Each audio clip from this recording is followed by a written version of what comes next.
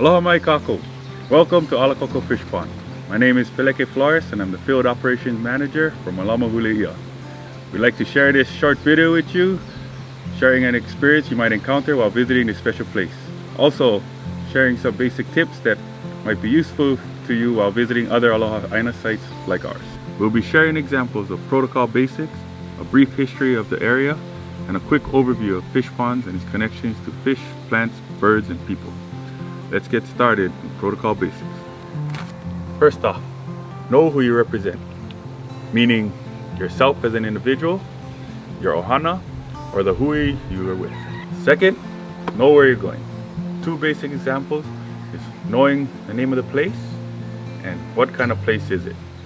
Is it a tar patch, fish pond, salt bed, mauka, river, kai? Where are you going? Third, understand why you're going there. For example, is it for Aloha Aina reasons, for education, for staff development? Whatever brought you here, there should always be a simple reason of why you're visiting this special place. Fourth, prepare how to ask permission to enter. It can be as simple as talking, chanting, or singing.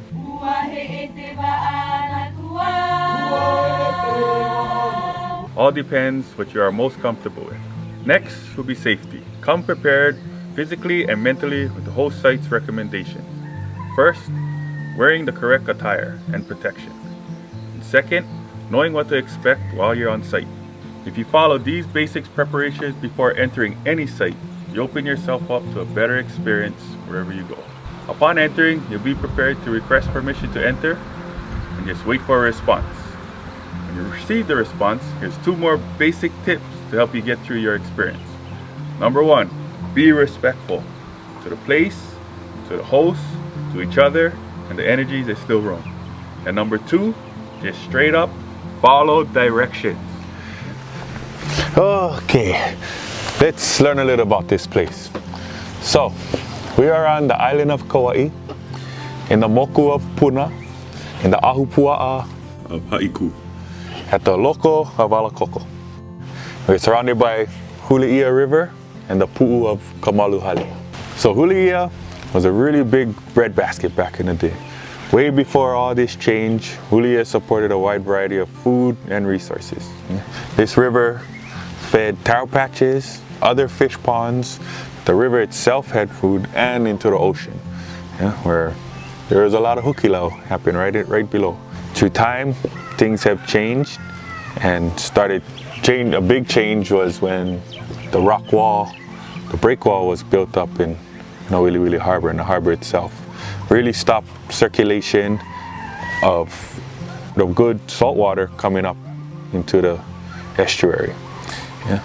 So during that time, a lot of things started falling apart and we almost lost all our systems. But today we still have a few systems left, and Alakoko is one of them, and we're trying to save that. Then the introduction of mangrove happened in the 60s, which further almost pushed everything out. Really took over the river and took over most of the fish pond edges, all of the fish pond edges actually. There's about 70 acres worth of mangrove within the whole Hule'ia estuary, and right now Malama Hule'ia ended up being formed to help bring awareness to the mangrove and its effects happening in the river. A few of the paddlers from Kaiola Canoe Club was the first ones to help bring it up and start the nonprofit, and slowly went out to get more community support. And as of today, we got 3 acres down of mangrove by the end of Puali Stream, and now we're working at Alakoko Fish Pond trying to remove 26 acres of the mangrove. Now today, many of people have heard the call from Keiki Tukupuna and have come out and help us join the movement to save whatever we have left, and we have yet to have more come out. So, Hawaiian fish ponds are very unique. We have 6 different types of fish ponds in Hawaii, ranging from freshwater to brackish water to a little salty. These are the Lo'i'i'a Kalo, the Lokowai, Hapunapuna, Kuapa, Pu'uone, and Umiiki, with a few yet to be determined. Alakoko Fish Pond is a Kuapa style fish pond, which functions off of brackish water. It is said to have 3 makaha for water circulation and recruiting and harvesting fish. The pond has a stone face wall with a dirt berm separating itself from the river, with an awai named Kapenu bordering the hillside. Kuapa style fish ponds are considered to us today as giant ice boxes and are capable of stocking all types of water life, from the base of the microscopic food chain to limu, to fish, crustaceans, shellfish, and plants and birds, and many more. I truly believe that the importance of Hawaiian fish ponds, along with the knowledge and resources that come from it, can be of great use to our community within these modern times. It is also a great resource as an outdoor classroom that covers a wide variety of subjects for every age group, similar to other Hawaiian food systems. Fish ponds are also a good bioindicator of a healthy ahupua'a system, where water quality from mauka or makai will have a huge effect on a healthy fish pond. The fruitfulness of a fish pond will prove the sustainable wealth of its ahupua'a. The most common type of fish that is grown in the Kuapa style fish pond, but not limited to, were mullets. When fish ponds were well balanced, it will attract all types of life to its sweet waters.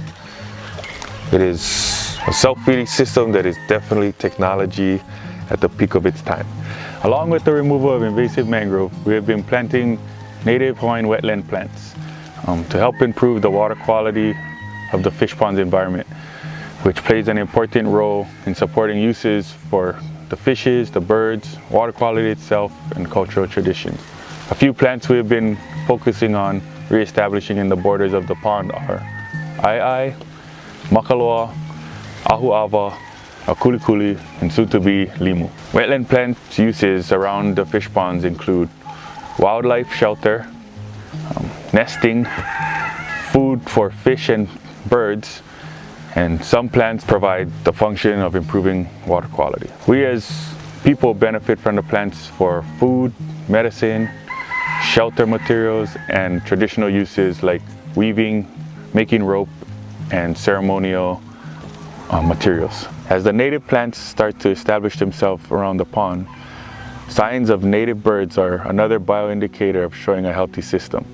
The native wetland habitat surrounding the pond is vital for recovering many of the endangered water birds.